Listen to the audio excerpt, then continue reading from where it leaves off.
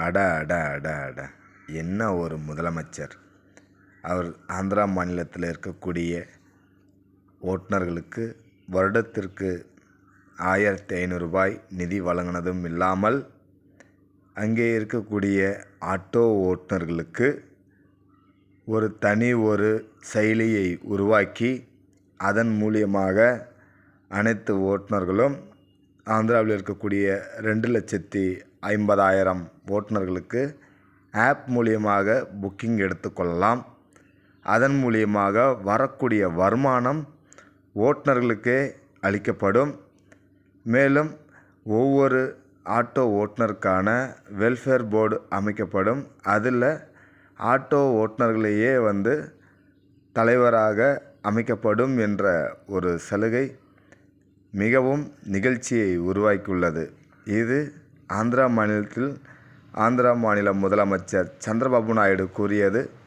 இதே போன்று தமிழகத்திலேயும் நடந்தால் எவ்வாறு இருக்கும் யோசிச்சு பாருங்கள். ஒரு முதலமைச்சர் சீருடை ஓட்டுநர்களை பெருமைப்படுத்தும் விதமாக ஓட்டுநர்களுக்கான யூனிஃபார்மை போட்டுக்கிட்டு அவர் கூறிய ஒரு வார்த்தை அனைத்து ஓட்டுநர்கள் மத்தியிலும் மிகுந்த மகிழ்ச்சியை உருவாக்கியுள்ளது.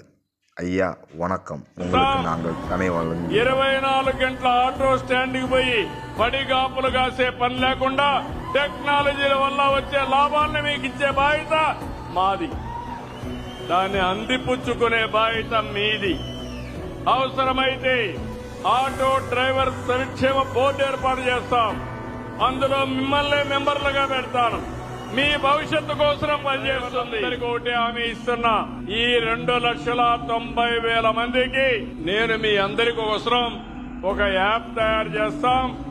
మీకు నేరుగా బుకింగ్లు వచ్చేట్టుగా చేస్తాం. 24 గంటల ఆటో స్టాండ్కి పోయి పడిగాపులు కాసే పని లేకుండా టెక్నాలజీల వల్ల వచ్చే లాభాలను మీకు ఇచ్చే బాధ్యత మాది. దాన్ని అందిపుచ్చుకునే బాధ్యత మీది.